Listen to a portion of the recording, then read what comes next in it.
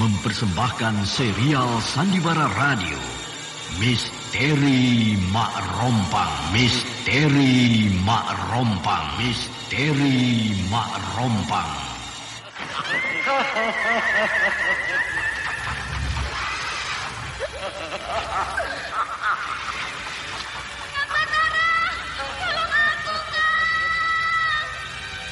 Cepat kemari, Wulan. Mak Rompang. Kisah bangkitnya kembali setiap 200 tahun. Seorang anak manusia yang dapat berganti wajah dan wujud. Terkadang menjadi seorang gadis cantik teramat cantik. Terkadang menjadi seorang nenek tua renta buruk rupa yang selalu menimbulkan prahara dan malapetaka mengerikan bagi umat manusia.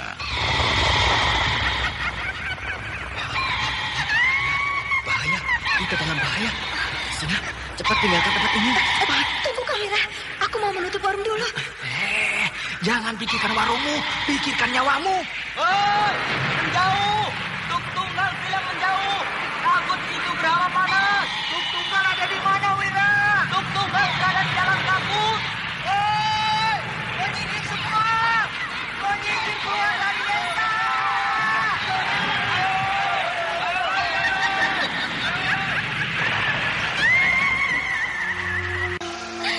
Kang Batara bicara sungguh-sungguh.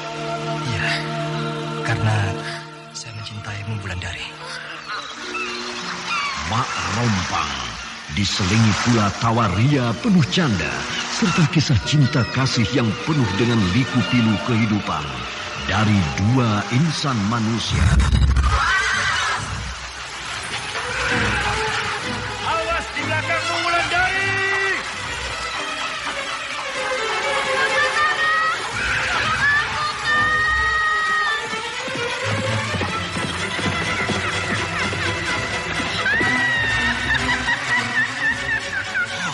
Celaka, Wulandari dibawa lari Mak Rompang.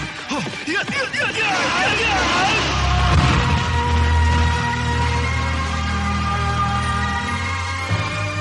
Didukung artis-artis terkenal Ferry Fadli, Yvonne Rose, Anna Sambayon, dan sederet bintang-bintang terkenal lainnya.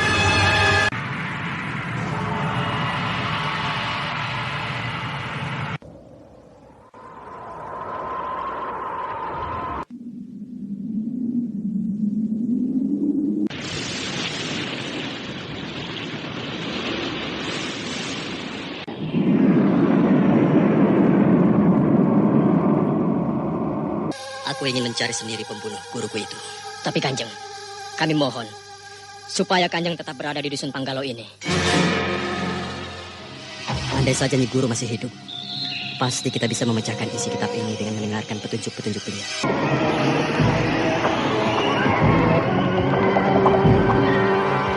Ikutilah episode ke-21. Perang Tanding.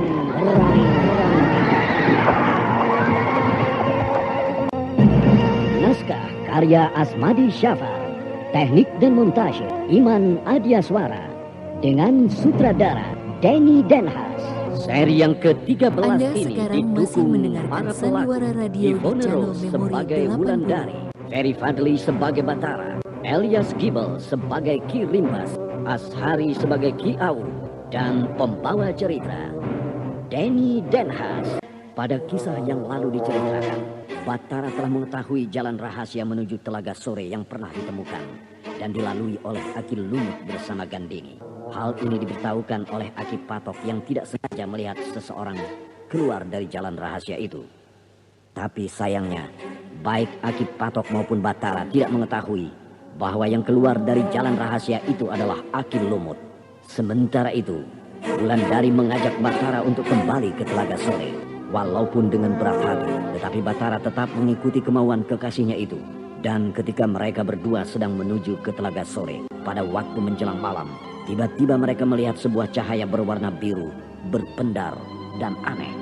Batara dan Wulandari segera mendekati cahaya yang berpendar itu, yang terlihat berada di atas sebuah pohon yang rindang. Tetapi ketika mereka mendekati pohon rindang tersebut, tiba-tiba cahaya itu berubah warnanya menjadi putih. Semakin lama cahaya berpendar itu semakin menyilaukan mata.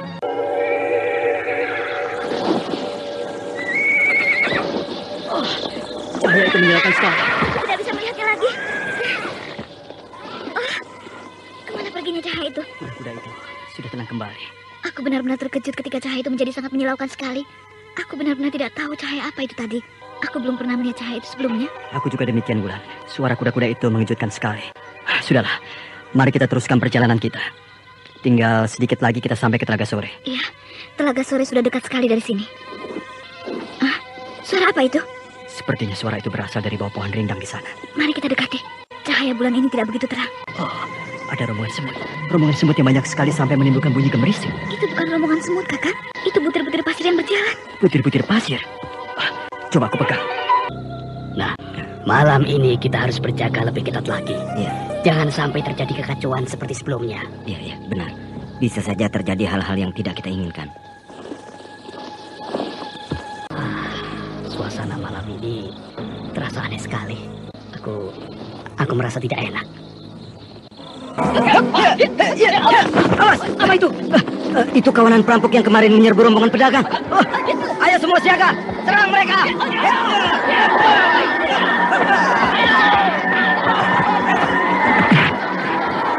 Serangan yang tiba-tiba dari anak buah Ki Jabrik mengejutkan prajurit-prajurit yang sedang berjaga malam itu. Tidak ada pilihan lain bagi prajurit itu selain melawan mereka.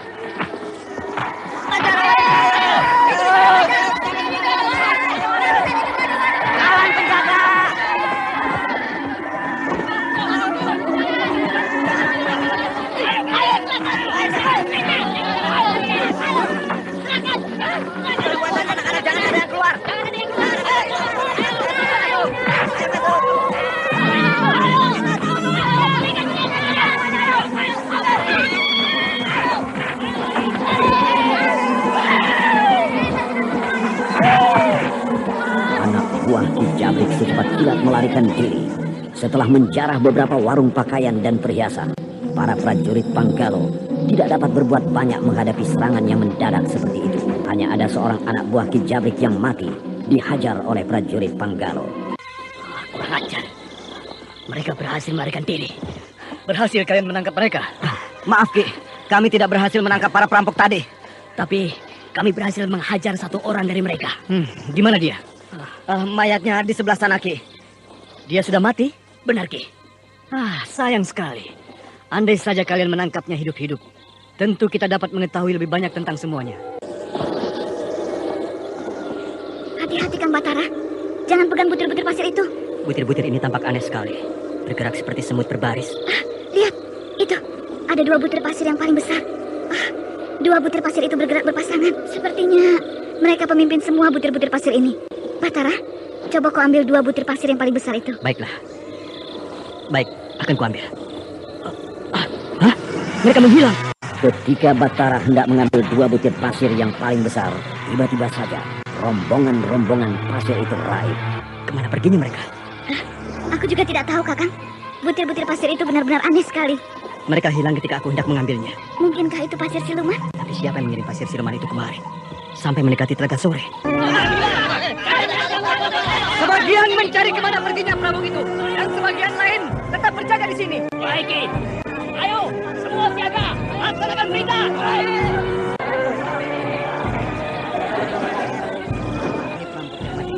Benar, Ki. Ikat kepalanya menunjukkan dari mana ia berasal. Ikat kepalanya lambang kerajaan Dharmasraya. Orang Dharmasraya. Apakah betul mereka ini orang Dharmasraya, Ki Awuk? Jadi Ki Rimbas masih belum tahu juga kalau ini lambang kerajaan Dharmasraya. Aku jarang sekali keluar dari Panggalo ini. Jadi aku tidak tahu banyak tentang mereka. Ki Rimbas, mereka orang-orang Dharmasraya. Pasti mereka ingin menghancurkan Panggalo. Benar-benar licik mereka. Ki Rimbas tidak tahu kalau aku yang mengatur semua ini. Sayang sekali Kanjeng Gusti Batara sedang tidak ada di tempat, sehingga Kanjeng Gusti tidak tahu bagaimana keadaan Panggalo saat ini. Sebaiknya aku kirim seorang utusan ke Dharmasraya, supaya Kanjeng Gusti Batara segera tahu dan cepat kembali ke sini. Hei, kalian! Cepat singkirkan mayat ini! Ya. Memang kita harus segera memberitahu Kanjeng Gusti Batara. Bahkan lebih cepat, lebih baik, bukan? Tolong kamu panggilkan seorang prajurit Sandi. Suruh ia temui aku di rumahku. Baik, Ki. Mari Ki Awuk, kita pecahkan masalah ini Bersama-sama. Kita ke rumahku saja, supaya lebih tenang kita berunding. Baik, Ki. Sebaiknya kita langsung saja ke Telaga Sore. Hari sudah larut malam. Benar, Kakang. Aku juga sudah merasa sangat lelah sekali. Mudah-mudahan tidak ada yang menghalangi kita lagi. Ayo kita berangkat.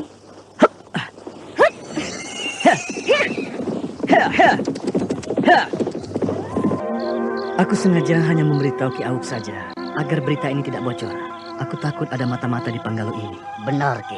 Pengiriman utusan untuk Kanjeng Gusti Batara harus dirahasiakan. Aku juga takut ada mata-mata di sekitar kita. Jadi cukup kita berdua saja yang tahu.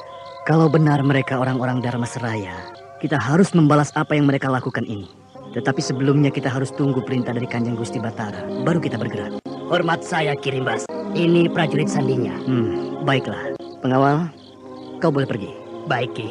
Ada yang bisa saya bantu, Ki Rimbas? Iya, ada. Kami ingin kau menyampaikan berita kepada Kanjeng Gusti Batara di Keraton Dharma Seraya.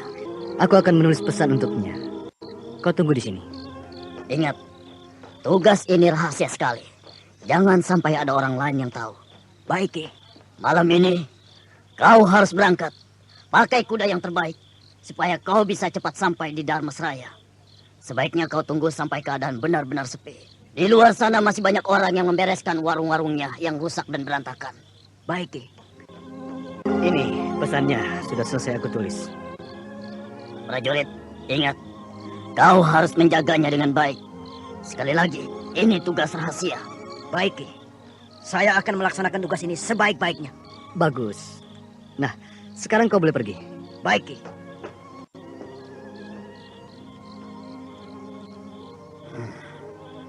Aku harus cepat memberitahu Ki Jabrik, supaya anak buahnya mencegat prajurit sandi itu dan membunuhnya. Ki Rimbas, kalau tidak ada lagi yang dibicarakan, saya pamit dulu. Baiklah, Ki. Aku sangat berterima kasih sekali kepadamu. Semoga saja utusan itu cepat sampai di Dharma Seraya, supaya Kanjeng Gusti Batara segera mengetahui keadaan di Panggalo ini. Segar rasanya menghirup udara pagi ini. Wulandari benar juga. Tinggal di sini memang tentram sekali. Jauh dari keramaian. Kang Batara, kalau Kakang ingin minum air hangat, aku sudah membuatnya. Ya, baik. Sebentar lagi aku datang. Patok mengatakan bahwa ada orang yang bisa keluar masuk telaga ini melalui jalan rahasia. Dan jalan rahasia itu berhubungan dengan telaga ini. Jalan rahasia itu berpangkal dari bawah pohon beringin yang besar. Ada lubang yang ditutupi oleh batu yang besar. Pasti Wulandari tidak mengetahui jalan rahasia itu. Akan aku cari tempat yang diceritakan Aki Patok itu.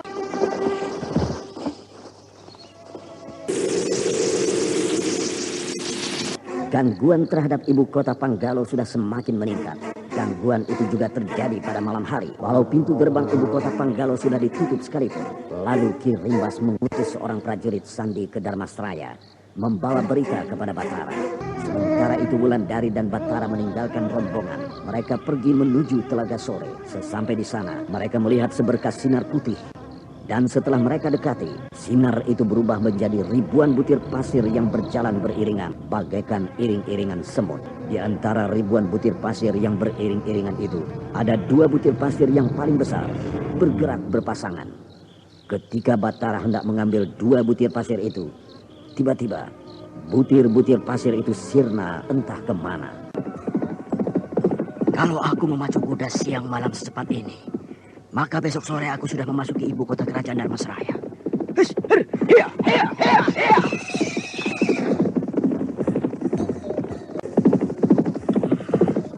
Kalau aku lewat di hutan ini, maka aku tidak akan sampai besok sore di ibu kota Dharma Seraya.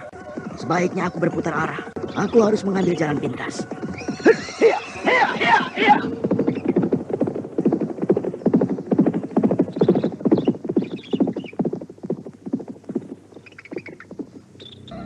Jabrik, malam ini prajurit sandi itu akan lewat di jalan ini. Lalu akan kita apakan dia? Bunuh dia. Ambil pesan yang ditulis pada daun lontar yang dibawanya itu. Anda sekarang masih mendengarkan Sandiwara Radio di channel Memori 80. Kau kesini. Ada tugas untukmu. Bersiap-siaplah kau. Korban kita sudah dekat. Aku sudah siap dari tadi. Sudah 1 minggu golokku ini belum makan orang. Kau yang mencegatnya di depan, dan aku akan menikamnya secara tiba-tiba dari belakang. Baik. Cahaya bulan malam ini tidak terlalu terang. Rencana kita akan berjalan mulus Kalau ada uang atau benda lain yang berharga yang dibawanya, kita rampas saja. Oh, bukan itu saja. Kuda yang dipakainya tentu kuda pilihan. Pasti harganya mahal. Kita dapat mengambil dan lalu menjualnya. Hasilnya kita bagi dua. Bagaimana? Akalmu boleh juga. Siap-siap. Ya, dia sudah mulai mendekat. Baik. Iya. Siapa itu? Jangan banyak tanya. Iya. Siapa kalian? Belum mati juga kau rupanya. Iya. Cepat kau ambil pesan yang dibawanya. Aku akan menangani kudanya. Baik. Cepat. Kita harus secepatnya meninggalkan tempat ini. Dia sudah mati. Aku juga sudah mendapatkan pesannya.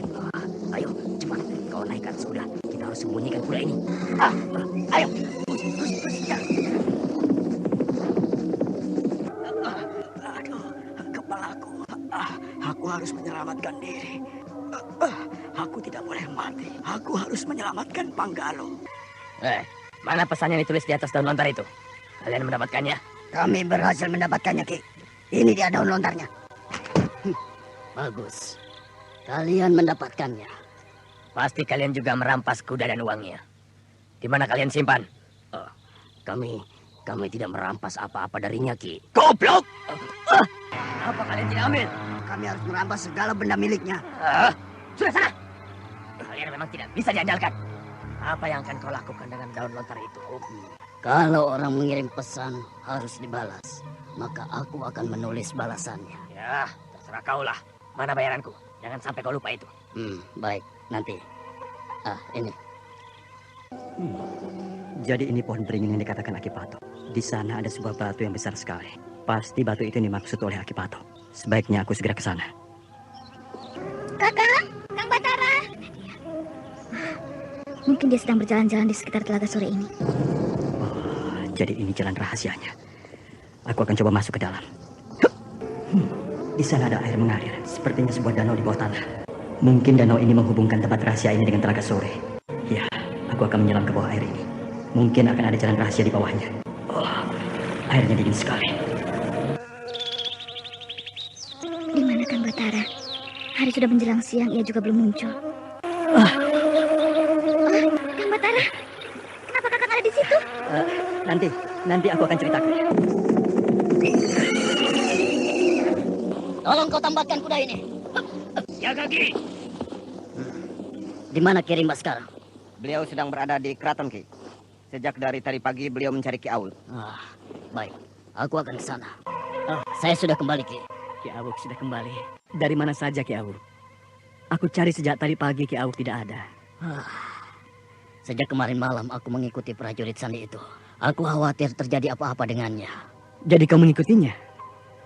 Sampaikah pesannya pada Batara? Aku tidak tahu. Aku terlalu jauh mengikutinya. Malam terlalu gelap. Jadi aku kehilangan jejaknya. Ia sangat cepat mengendarai kudanya. Kalau aku terlalu dekat, maka ia akan tahu aku mengikutinya. Sudahlah. Kau jangan terlalu khawatir. Aku percaya ia berhasil menyampaikan pesan itu. Ki Rimbas. Ya. Kau tampak gelisah. Ada apa? Ada yang dapat aku bantu, Ki? Aku ingin kau menugaskan salah satu prajurit Sandi yang berada di sini untuk mencari di mana perusuh-perusuh Dharma Seraya itu bersarang. Aku yakin pasti mereka mempunyai tempat persembunyian di sekitar sini. Bagaimana dengan prajurit yang Aki kerahkan tadi malam itu untuk mencarinya? Sayang sekali, mereka kehilangan jejak. Jadi perusuh-perusuh itu tidak dapat kita tangkap. Ki Rimbas, prajurit Sandi yang ada di Panggalo ini hanya tinggal 3 orang. Aku dan 2 anak buahku. Kalau semuanya dikerahkan, bisa-bisa kita tidak punya apa-apa lagi. Iya, aku tahu itu. Kalau 1 orang lagi kita tugaskan untuk melakukan pencarian, maka kita masih mempunyai 2 orang lagi. Ki Awuk dan seorang anak buah Aki. Itu saja sudah cukup. Kita hampir tidak mempunyai kekuatan yang cukup di Panggalo ini. Kalau tiba-tiba musuh menyerang seperti kemarin, maka kita bisa hancur lebur. Itulah yang aku khawatirkan. Kalau aku suruh seorang prajurit Sandi untuk mencari di mana tempat persembunyian para perusuh itu, tentu kita dapat menangkap mereka sebelum mereka menyerang kita lagi. Aku harus gagalkan rencana Ki Rimbas ini. Kalau tidak, maka semua rencanaku akan berantakan. Kirimbas. Iya. Kapan Kirimbas menugaskan prajurit Sandi itu? Nanti akan aku beritahu. Baik. Kalau tidak ada lagi yang akan dibicarakan, aku mohon pamit. Aku ingin beristirahat dulu, Ki. Silahkan. Ki Awuk boleh pergi sekarang.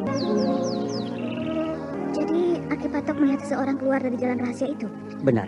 Tetapi sayang, beliau tidak tahu siapa yang sudah berani keluar masuk Telaga Sore seenaknya. Apa yang ingin dia cari? Kitab Dua Mustika sudah tidak ada lagi di sini.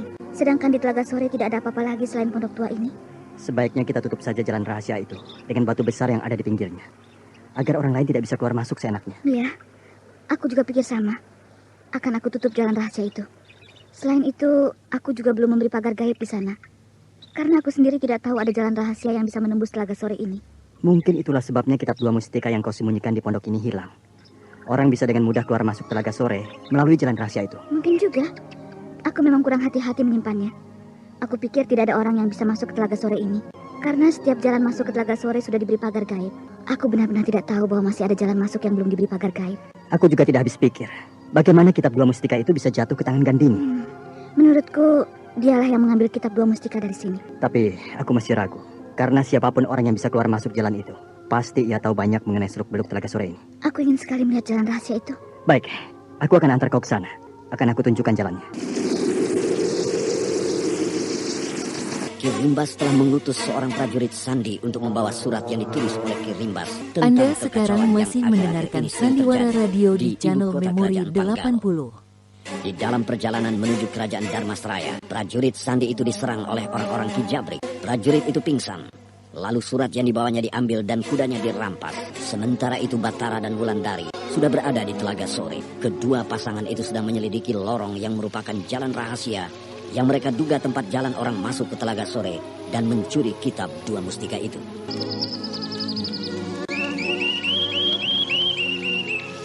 Kemari, jalannya dari sini. Dari sini? Ya, kita masuk ke dalam Telaga Sore ini, lalu kita menyelam. Apakah ada jalan di bawah air ini, Kakang Batara? Ada. Di tengah-tengah Telaga Sore ini ada lubang besar. Nanti kita menyelam dan kita masuki lubang itu. Sehingga kita akan sampai di sebuah lorong yang makin lama makin naik ke atas. Karena tempatnya semakin tinggi. Air telaga tidak sampai ke lorong itu. Aku jadi penasaran, Kakang. Mari, kita telusuri lorong itu dari tengah-tengah telaga ini, Wulandari. Jadi, kita berenang ke tengah telaga ini sekarang? Iya. Batara dan Wulandari terjun ke dalam Telaga Sore. Mereka berenang. Semakin lama semakin jauh ke tengah. Batara berenang di depan, sedangkan Wulandari mengikuti dari belakang dengan cepat. Tiba-tiba keduanya menyelam. Dan di air telaga yang jernih itu tampak keduanya menyelam semakin dalam, lalu hilang dari pandangan mata. Walau sebenarnya mereka sampai pada celah batu karang yang sempit. Batara tampak berenang sangat hati-hati, sementara Wulandari begitu pula. Karena di kiri kanan mereka tampak batu-batu karang yang menonjol dengan ujung runcing dan tajam, yang siap merobek kulit mereka. Semakin mereka telusuri lorong sempit itu, semakin gelap suasananya. Padahal di permukaan air, di atas sana, hari masih siang. Matahari masih berada di atas ubun-ubun kepala. Dan tidak lama kemudian, Wulandari sudah tampak tidak tahan berada lama di dalam air. Dia mulai gelagapan ingin keluar mencari udara. Tetapi lorong itu masih panjang, sehingga dia mencoba untuk kembali. Namun ternyata juga cukup jauh untuk bisa bertahan lebih lama. Batara melihat keadaan kekasihnya itu. Lalu dengan cepat dia mendekati Wulandari dan memberi aba-aba supaya Wulandari memusatkan pikirannya. Batara menyuruh Wulandari mengalirkan nafasnya melalui seluruh pori-pori kulit, bahkan juga untuk menghirup udara juga melalui pori-pori kulit. Dengan cepat Wulandari melakukan apa yang ditunjukkan oleh Batara. Dia mengatur napas dan memusatkan pikiran, seolah-olah dia tidak berada di dalam air. Maka dengan cepat Wulandari mengalirkan seluruh napasnya ke pori-pori kulitnya. Lalu kembali dia menghirup udara melalui pori-pori kulit. Sehingga kini tampak dia sudah menjadi lebih tenang, tidak gelagapan seperti tadi, karena kekurangan udara untuk bernapas. Setelah Batara melihat hal itu, maka Batara melanjutkan berenang menelusuri lorong sempit yang mempunyai karang-karang menonjol dan tajam di kiri kanannya. Sementara Wulandari mengikuti dengan hati-hati dari belakang. Dan setelah agak lama mereka berenang, keduanya sampai di tepi sebuah sungai. Lalu keduanya menepi dan naik ke darat.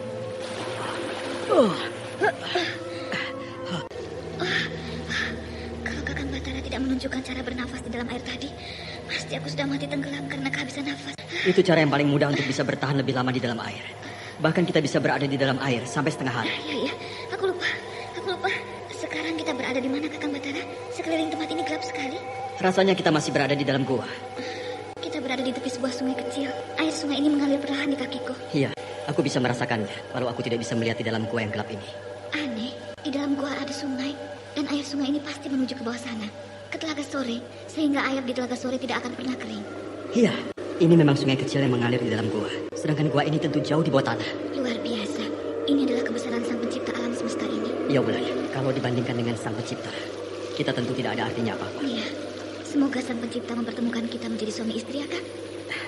Rasanya Sang Pencipta akan mengizinkan kita menjadi sepasang suami istri. Kalau kita sudah berhasil menumpas iblis betina yang mengacau dunia ini, Wulandari. Betul, Kakang. Kita harus menumpas Mak Rompang. Baru kita melangsungkan pernikahan kita. Mari Wulandari. Semoga tempat ini memberi kita jalan menuju ke tempat kitab dua mustika. Kenapa, Kakang? Kenapa Kakang mendorong aku? Apakah aku tidak boleh memeluk Kakang? Bukankah di dalam gua ini tidak ada yang melihat kita? Ataukah Kakang Batara tidak suka aku peluk seperti ini? Aku suka kau memelukku. Tapi aku melihat seberkas sinar di ujung sana. Siapa tahu sinar itu sinar kitab dua mustika. Benar begitu, Kang? Semoga saja begitu. Ada apa, Kang? Kenapa Kakang diam saja? Wulandari, ada sekelebat bayangan berlari di ujung sana. Pasti itu orang. Kita harus cepat supaya bisa mengejar orang itu. Ayo. Iya. Jalan ini becek sekali. Hati-hati. Jalan di dalam gua ini licin sekali. Iya. Kakang, cahaya ini semakin terang. Apakah Kakang sudah melihat orang yang berlari itu? Atau cahaya ini semakin terang. Pasti ini cahaya dari kitab dua mustika. Rasanya cahaya ini bukan berasal dari kitab dua mustika, Wulan. Lalu cahaya apa, Kakang? Aku belum tahu. Ayo, kita maju terus. Iya. Aku merasakan ada angin bertiup perlahan-lahan. Apa kau merasakannya, Wulan? Iya, aku juga merasakannya, Kang Batara. Mari kita kejar terus. Hah? Kita sampai di pintu gua. Ternyata cahaya terang ini berasal dari sinar matahari. Lalu kemana orang tadi, Kakang? Mungkin sudah lebih dulu keluar dari pintu gua itu.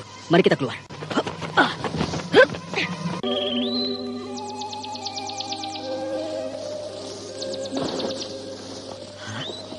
Ternyata pintu gua ini berada di bawah pohon beringin tua ini, Wulandari. Orang itu sudah tidak ada. Bahkan tidak ada tanda-tanda orang yang berlari di sekitar hutan ini. Kita gagal. Dan ternyata kita tidak menemukan kitab dua mustika, Kakang. Kitab dua mustika mungkin diambil oleh pemiliknya, Wulan. Nini Jatisuli yang Kang Batara maksudkan? Iya. Mungkin saja Nini Jatisuli tidak suka melihat kitab dua mustika itu jatuh ke tangan orang yang tidak berhak. Ya. Jadi Nini Jatisuli akan memberikan kembali kitab itu kepada kita. Ya, semoga saja begitu. Nah, sekarang kita harus lebih waspada, Wulan. Karena Telaga Sore sudah bisa dimasuki oleh orang dari tempat itu. Iya, kita harus lebih waspada. Mari, Wulandari. Kita periksa sekitar tempat ini. Ternyata lubang gua ini terletak jauh dari pagar gaib yang dipasang oleh Nini Guru.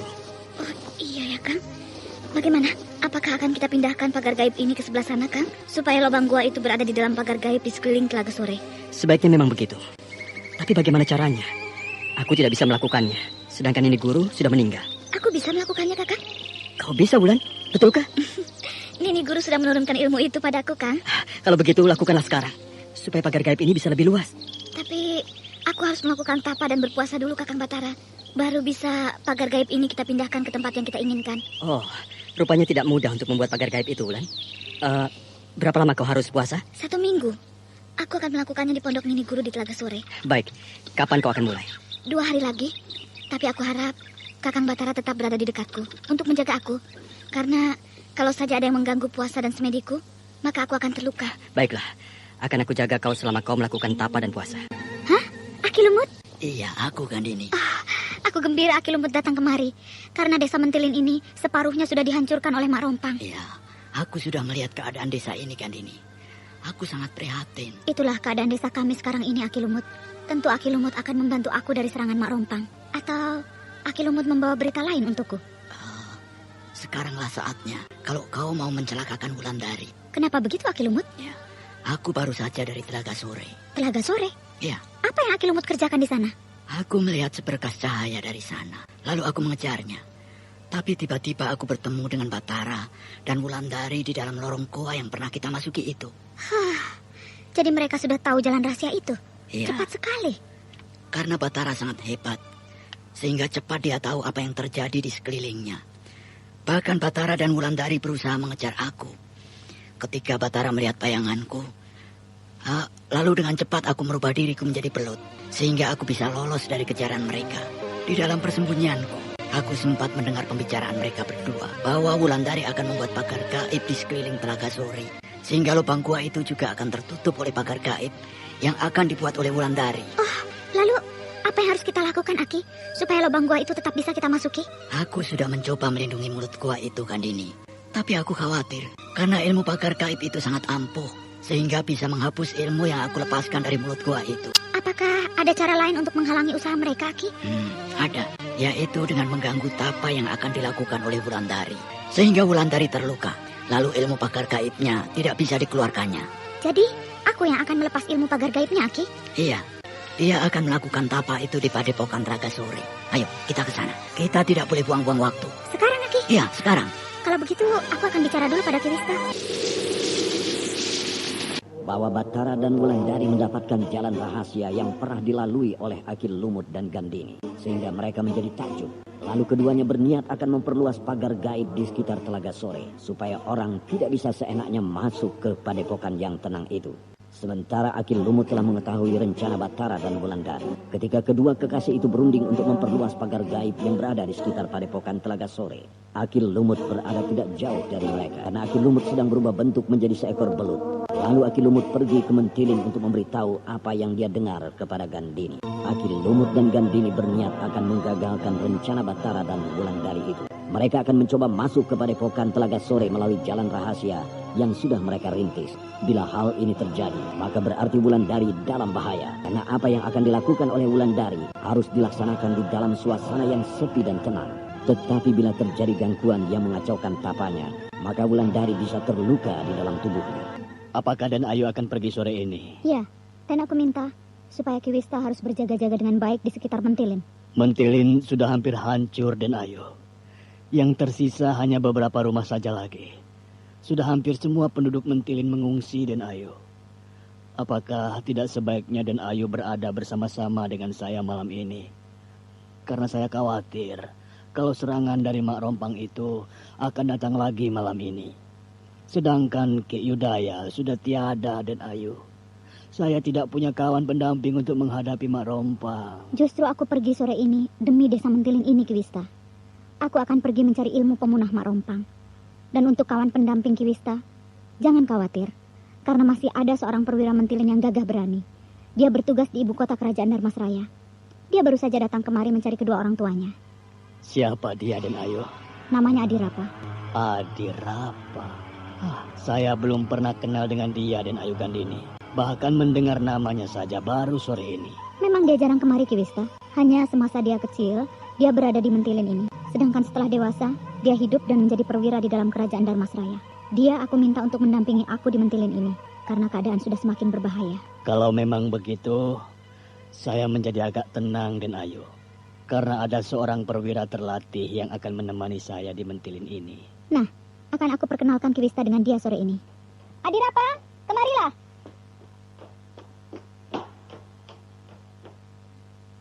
Sembah saya ke hadapan Den Ayu. Silakan duduk. Aku ingin bicara. Terima kasih, Den.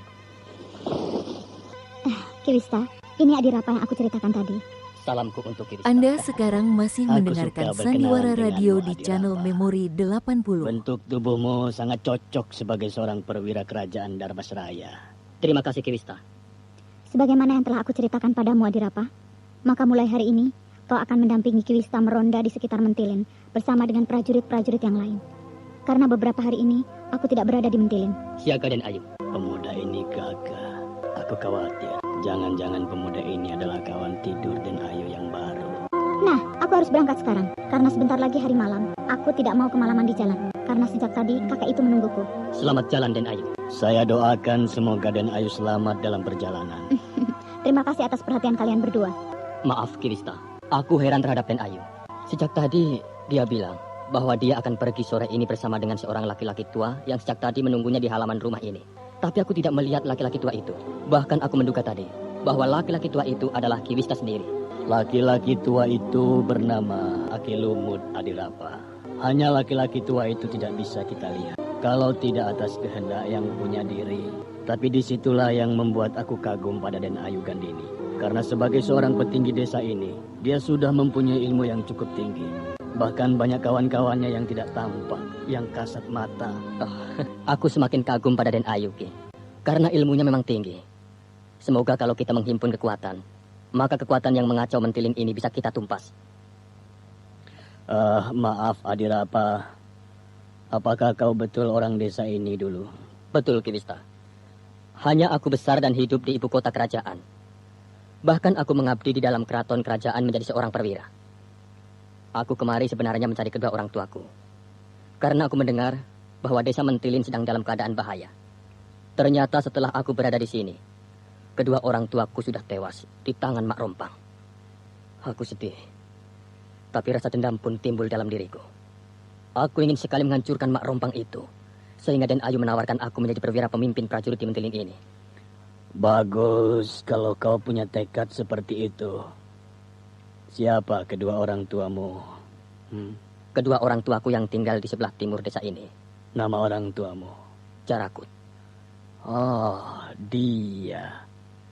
Ya. Aku ingat sekarang. Aku pernah melihatmu sewaktu kecil dulu. Ketika itu kalau tidak salah, kau berumur 10 tahun. Kau suka bermain perang-perangan dengan kawan-kawan. Iya, Ki Wista. Rupanya dia anak Jarakut. Kemana kita sekarang, Aki Lumus? Kita harus ke Padepokan Telaga Sore. Kita harus menggagalkan niat Wulandari memperluas pagar gaib di Padepokan Telaga Sore. Sehingga kita bebas keluar masuk ke Padepokan itu. Untuk apa lagi, Aki Lumut?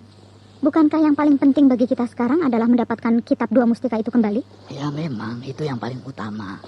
Tapi aku merasakan bahwa kitab dua mustika itu berada kembali di dalam Telaga Sore. Sehingga niat Wulandari harus kita gagalkan.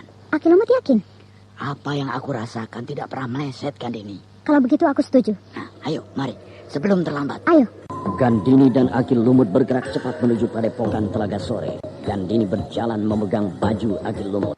Sementara bila orang melihat mereka, maka yang tampak adalah Gandini menaiki punggung seekor belut putih yang besar dan menjijikan. Gerakan belut putih itu meluncur cepat sekali, bahkan semakin lama semakin cepat, sehingga akhirnya yang tampak hanya kelebatan bayangan putih yang melesat bagaikan kilat. Sementara di Telaga Sore, Wulandari akan melakukan tapa brata dan puasa, sedangkan Batara bersiap menunggu dan berjaga-jaga di dekat kekasihnya. Kau sudah bersiap untuk melakukan semedi selama 1 minggu, Wulandari? Iya, Kakang. Dan aku harap Kakang Batara tetap menunggu dan menjaga aku selama aku melakukan semedi. Aku akan menjagamu, Wulan. Aku tidak akan membiarkan siapa saja datang mengganggumu. Terima kasih, Kakang. Karena kalau aku terkejut sedikit saja, maka aku akan memuntahkan darah segar, sehingga tubuhku akan terluka di dalam. Bahkan pengobatannya akan sangat memakan waktu. Jangan kau pikirkan hal itu. Tidak akan aku biarkan siapapun mendekatimu. Jangankan manusia, seekor semut pun akan aku usir dari dekatmu. Terima kasih, Kakang. Dari mana kau membawa air di dalam bokor ini, Wulandari? Aku mengambil air dari Telaga Sore, Kakang. Untuk apa itu? Untuk merendam bunga taman 7 rupa ini, Kakang. Untuk apa air bunga taman ini, Wulandari? Sore ini aku harus mandi dengan air bunga taman ini. Baru aku melakukan semedi. Itukah syaratnya? Iya, itu salah satu syaratnya. Syarat ini juga dilakukan oleh Nyi Guru dulu. Di mana kau akan melakukan semedi itu, Wulan? Aku akan melakukan semedi di atas batu karang di atas sana. Tinggi sekali tempat yang kau pilih. Nyi Guru juga di sana melakukan semedi, Kakang. Di sana udara lepas, sehingga semua lepas. Sinar matahari bisa menerpa aku, tidak terhalang pohon atau apapun. Oh, begitu. Kenapa? Apakah Kakang bingung menjaga aku bila aku melakukan tapa brata di atas sana? Aku lebih suka kau berada di sana, sehingga dengan mudah bagiku mengawasimu, Wulan. Terima kasih, Kang Batara. Padahal aku agak sulit untuk menjaga Wulandari. Karena bila Wulandari bertapa di atas sana, akan tampak oleh siapa saja yang masuk ke Padepokan Telaga Sore ini. Tapi aku harus menjaganya, karena itu syarat yang pernah dilakukan Nyi Guru dulu. Kang, maukah Kakang menghadap ke sana? Kenapa, Wulandari? Aku akan mandi dengan air bunga taman di tepi telaga ini. Sedangkan seluruh pakaianku harus aku lepaskan. Silakan. Aku memang tidak boleh melihat apa yang akan kau lakukan. Terima kasih, Kakang. Di keremangan senja Telaga Sore, Wulandari menanggalkan satu persatu pakaiannya. Lalu gadis cantik kekasih Batara itu merendamkan dirinya di Telaga Sore. Sementara Batara duduk jauh sambil menghadap ke arah lain. Perlahan Wulandari menyiram seluruh tubuhnya dengan air bunga setaman yang ada di dalam bokor. Air bunga yang harum semerbak itu menyiram dari ubun-ubun sampai ke seluruh tubuhnya. Lalu perlahan-lahan Wulandari membaca mantra sambil melipat tangan di depan dada. Setelah hari semakin temaram, perlahan-lahan Wulandari meraih kain putih yang sudah dipersiapkannya. Kemudian dia balut tubuhnya dengan kain itu. Dan perlahan-lahan pula Wulandari keluar dari dalam air Telaga Sore. Dia berjalan perlahan menuju ke puncak batu karang yang terdapat di ujung telaga. Sementara itu Batara tetap menghadap ke arah lain. Dia tidak mau memalingkan kepalanya sedikit pun ke arah itu. Dan ketika hari sudah mulai malam, ketika air telaga sudah tidak terdengar riaknya lagi, pertanda Wulandari sudah tidak mandi di dalam telaga itu, ketika burung-burung malam sudah keluar dari sarangnya, barulah Batara beranjak dari duduknya. Dia memalingkan mukanya ke arah puncak batu karang. Tiba-tiba dia terkejut, karena di puncak batu karang itu tidak tampak apa-apa kecuali sesosok tubuh duduk bersemedi dengan balutan kain putih menutup tubuhnya. Luar biasa.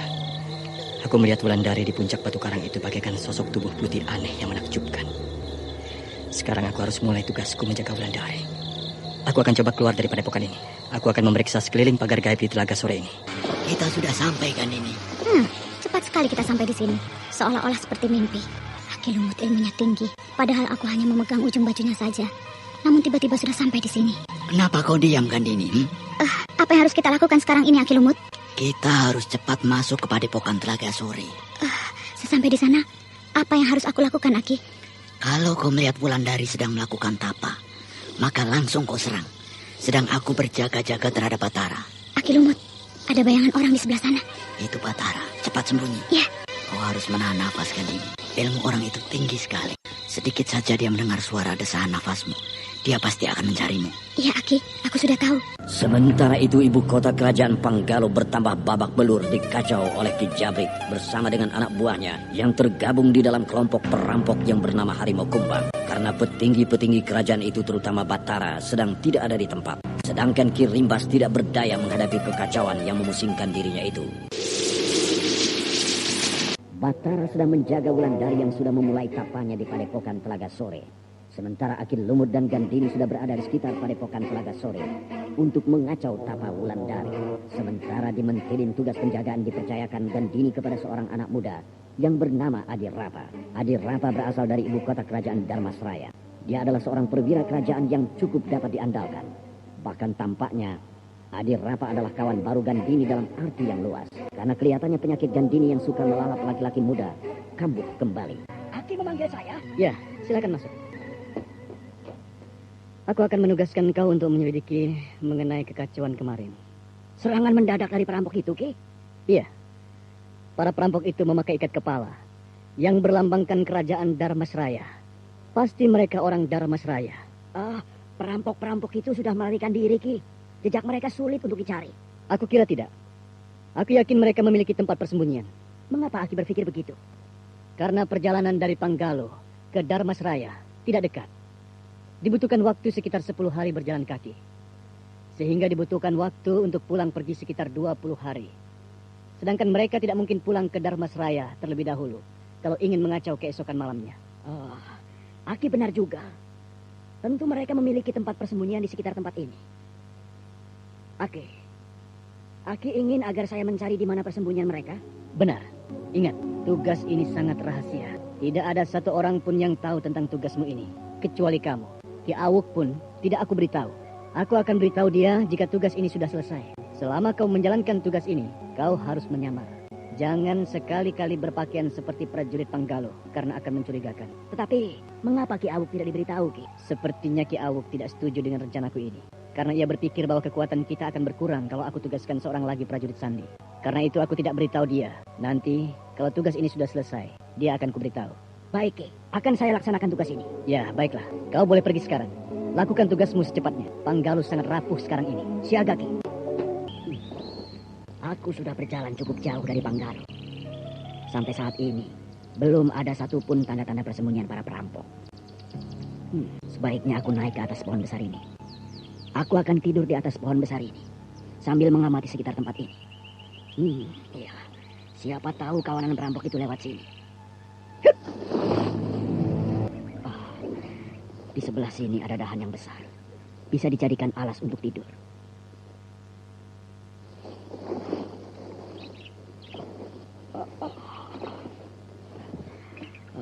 Lelah sekali aku hari ini. Persediaan makanku cukup untuk 3 hari. Sebaiknya aku tidur sekarang saja. Siapa itu? Ada seseorang yang lewat ini. Dia berdiri di bawah pohon yang aku tiduri. Akan aku awasi dia.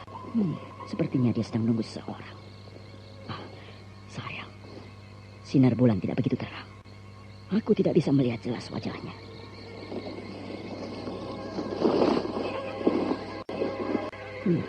Ada satu orang lagi datang dari arah utara. Aku tidak jelas melihat wajahnya. Bagaimana keadaan di sana? Seperti biasanya, asik bermain gaduh. Kau sembunyikan di mana kuda itu? Aku taruh di pinggir hutan, sebelah sana itu. Tempat itu jarang sekali dilewati orang. Jadi kuda-kuda itu aman. Apa saja yang kau dapatkan dari prajurit Sandi Panggalo yang kemarin kita habisi? Prajurit Sandi Panggalo mereka bunuh. Prajurit Sandi yang mana? Tidak banyak. Ia hanya membawa 9 belati dan beberapa uang logam. Ia benar-benar prajurit yang miskin. Kita harus cepat-cepat membawa kuda itu pergi. Kuda itu kita jual saja ke Dharmasraya. Kalau kita jual ke Panggalo, pasti mereka tahu itu kuda milik mereka. Baiklah, ayo kita harus cepat-cepat pergi dari sini sebelum hari fajar. Tapi prajurit Sandi yang mana? Yang pasti bukan prajurit Sandi yang bersama rombongan Kanjeng Gusti Batara. Pasti keempat prajurit Sandi yang masih tersisa di Panggalo. Termasuk aku. Yang aku tahu, hanya ada satu orang yang ditugasi keluar. Tapi aku tidak tahu untuk tugas apa. Mungkinkah dia yang dihabisi kedua orang tadi? Sebaiknya aku tetap di sini sampai fajar tiba. Mungkin saja ada orang yang lewat sini. Benar. Ada satu orang lagi yang datang ke sini. Aku harus cepat sampai di tempat Kijabrik. Ia harus tahu bahwa Kirimbas akan menugaskan seorang prajurit Sandi untuk mengetahui letak persembunyian mereka. Sayangnya, aku belum tahu kapan Kirimbas akan menugaskan prajurit itu. Siapa dia? Sayang, mukanya ditutupi sehingga aku tidak bisa mengenali siapa dia. Tapi dari suaranya, sepertinya aku mengenali siapa dia. Suara itu seperti suara Ki Awu. Benarkah dia? Aku harus cepat sampai ke sana. Karena fajar nanti aku sudah harus kembali lagi ke Panggalo. Ternyata benar. Itu suara Ki Awu. Apa yang dia akan kerjakan? Aku harus mengikutinya. Pagi-pagi seperti ini sudah ada saja orang yang datang. Mau jual kuda atau mau beli kuda dia.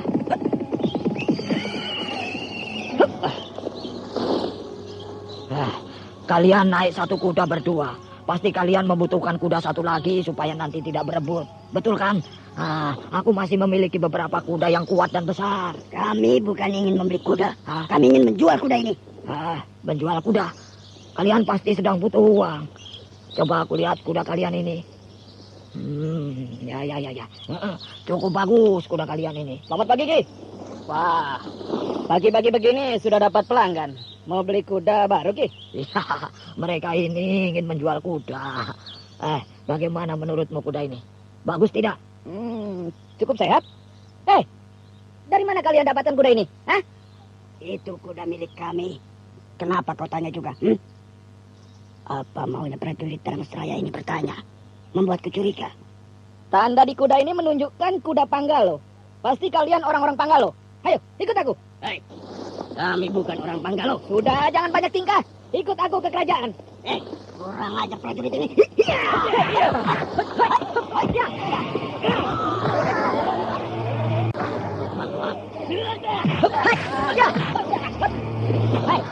Kau juga mau seperti kawanmu itu,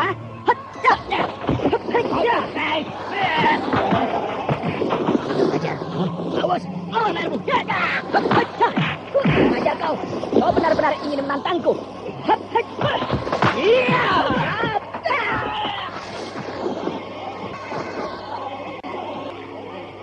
Berangkatlah kau ke neraka.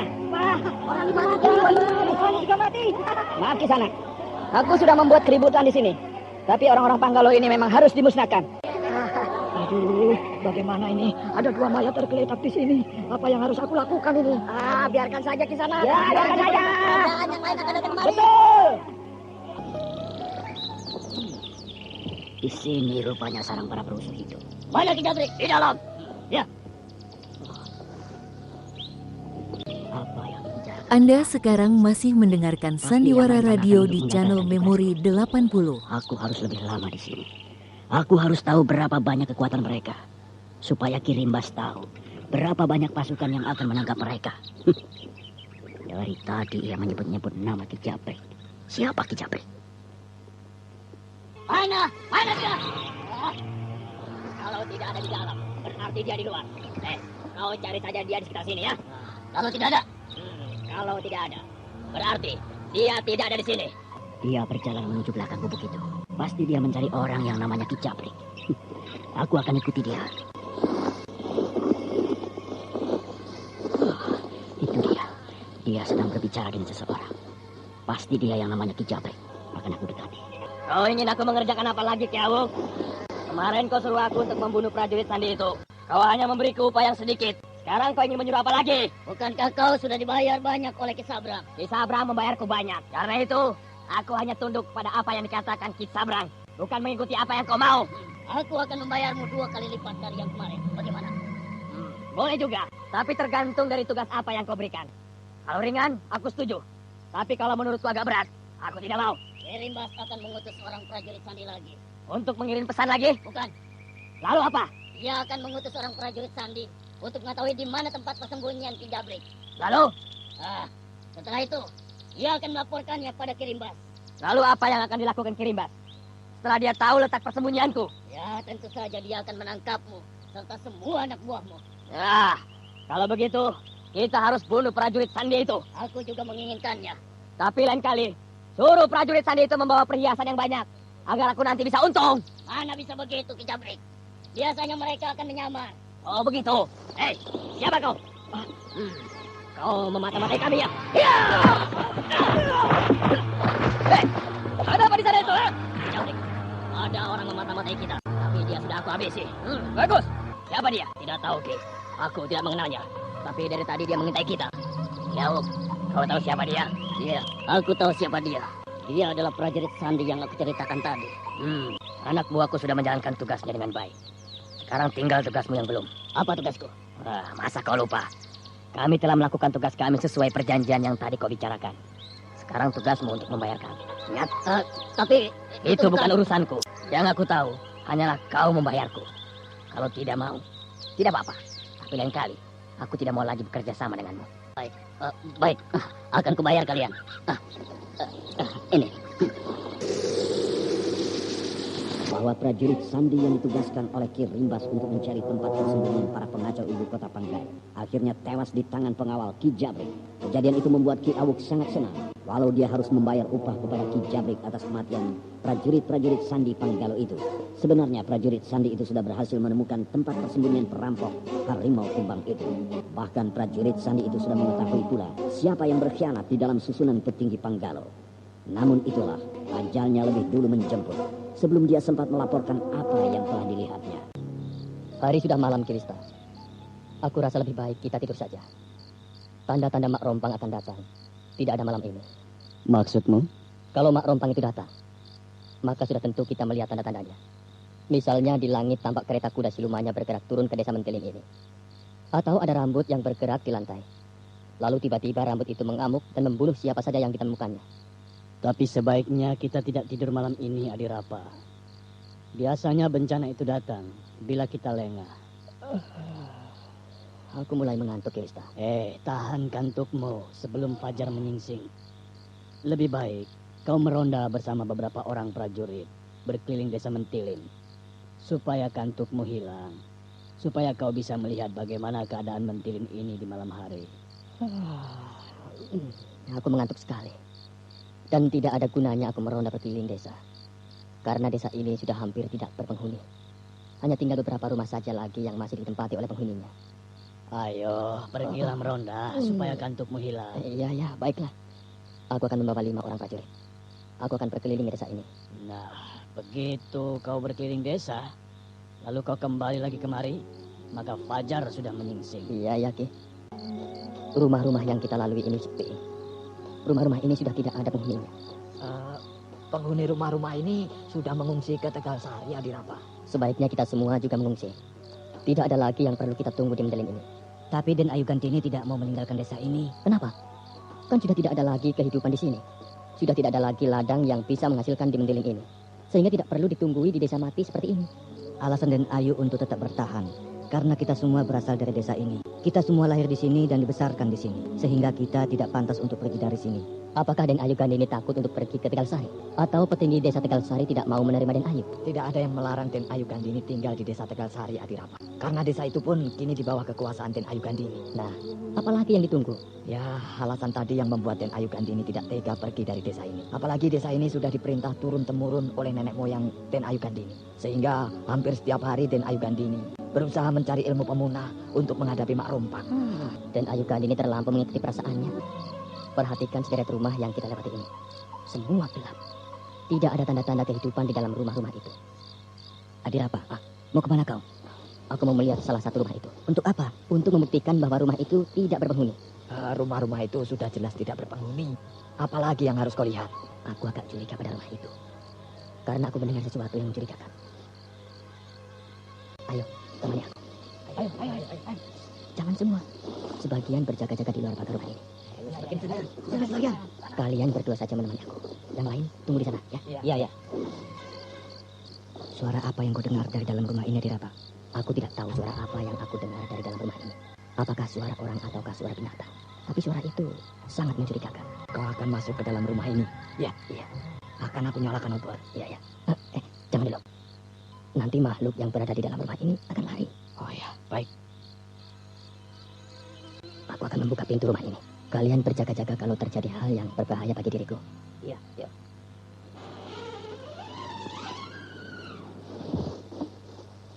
Ruangan rumah ini gelap. Pasti tidak ada apa-apa. Nyalakan obormu cepat. Iya, baik. Sepi. Tidak ada apa-apa di dalam rumah ini. Coba, angkat lebih tinggi obor yang kau pegang itu. Apa yang akan kau lihat, Adirapa? Terangkan sudut rumah ini. Aku curiga. Hanya beberapa ekor tikus. Mungkin yang kau dengar tadi adalah suara tikus-tikus itu. Tapi aku mendengar suara lain. Bukan suara tikus-tikus itu. Ayo kita pergi. Ayo, Adirapa. Ya, ayolah. Kadang-kadang di tengah malam yang sunyi seperti ini, suara-suara binatang bisa terdengar menakutkan bagi kita. Aku dan kawan-kawan yang lain sudah sering mengalami kejadian seperti yang kau alami tadi, Adirapa. Tapi aku yakin, suara yang aku dengar bukan suara tikus-tikus tadi. Lalu, suara apa? Suara orang? Bukan juga. Lupakanlah, itu hanya perasaanmu saja. Ya, mungkin juga. Kalian dengar anjing-anjing hutan itu melolong, prajurit? Itu karena desa ini sudah tidak berpenghuni. Sehingga anjing-anjing hutan itu sudah berani masuk ke dalam desa. Tapi bila anjing melolong, berarti mereka melihat hal-hal yang mengerikan yang tidak bisa kita lihat dengan mata. Dan itu sudah sering terbukti. Dengar itu. Ada yang menjerit minta tolong. Suara anak kecil minta tolong. Mari kita tolong. Tunggu. Jangan tergesa-gesa. Biasanya kalau tidak cepat ditolong, maka anak kecil itu pasti akan tewas. Kita harus hati-hati. Tidak boleh tergesa-gesa.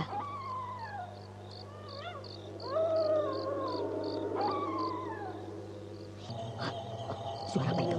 Itu suara kereta kuda Marompang. Suara kereta kuda Marompang. Dari mana asal suara kereta kuda itu? Itu dia. Itu kereta kuda Marompang. Mana?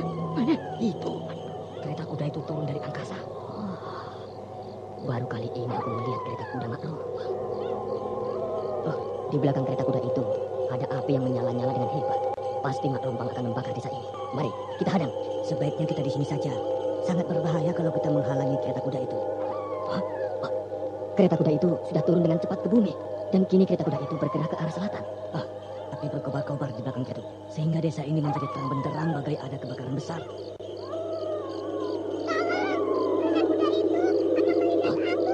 Anak kecil itu dilindas kereta kuda Mak Rompang. Mari kita tolong. Adirapa dengan 5 orang prajurit mentiling yang meronda mengejar kereta kuda Mak Rompang yang tampak terang benderang karena ada api berkobar di belakang kereta kuda itu. Sementara kereta kuda Mak Rompang tampak tidak mempedulikan kejaran mereka. Usir kereta kuda itu terus memacu kuda-kudanya dengan kencang. Sementara di depan kereta kuda tampak seorang gadis kecil berlari dengan wajah yang sangat ketakutan. Dia berlari sambil menjerit-jerit minta tolong dengan hebat. Sudah melihat kejadian itu, sehingga mereka menambah cepat lari mereka untuk bisa menolong gadis kecil yang sedang sangat ketakutan. Lari gadis kecil itu sudah semakin lamban. Sementara kereta kuda Mak Rompang semakin mendekat. Lalu tiba-tiba sebuah pukulan cambuk menghantam punggung gadis kecil itu, sehingga gadis kecil itu tersungkur. Tetapi gadis kecil itu cepat berdiri dan melompat masuk ke dalam semak-semak. Sedangkan kereta kuda Mak Rompang terus bergerak lurus. Karena kusir kereta kuda ini yakin kalau gadis kecil yang dia cambuk dengan cambuk kuda yang panjang telah tewas digilas roda-roda kereta. Adir Rapa dan kelima prajurit mentilin meloncat cepat ke dalam semak-semak dengan niat untuk menolong gadis kecil itu. Tetapi mereka tidak menemukan apa-apa kecuali tetesan darah di rumput. Cepat, periksa ke sana, cepat. Ada dia? Tidak ada. Yang ada hanya tetesan darahnya saja. Ikuti terus jejak darah itu. Pasti dia tidak jauh dari tempat ini. Hop, ya. Mana? Mana tetesan darah itu? Ini masih jelas terlihat. Tetesan darah ini menuju ke sana. Ayo, kita ikuti. Semoga kita bisa menolong anak itu. Tidak ada. Anak perempuan itu tidak ada. Tetesan darahnya pun sudah tidak ada. Harusnya kita bisa menemukannya. Karena hari sudah mulai pagi. Hari sudah pagi. Kenapa kau terkejut? Mungkin saja perempuan kecil itu dibawa lari oleh kereta kuda Mak Rompang. Ayo, kita kejar kereta kuda itu. Ayo, kenapa kalian heran? Kalau hari sudah pagi, maka kereta kuda Mak Rompang itu pasti sudah hilang. Hah? Hilang? Lihat saja. Cahaya api yang tadi kita lihat di belakang kereta kuda itu sudah tidak ada. Sudah hilang. Iya. Kejadian apa yang kita alami sekarang ini di sana? Kita sudah keluar dari cengkeraman Mak Rompang.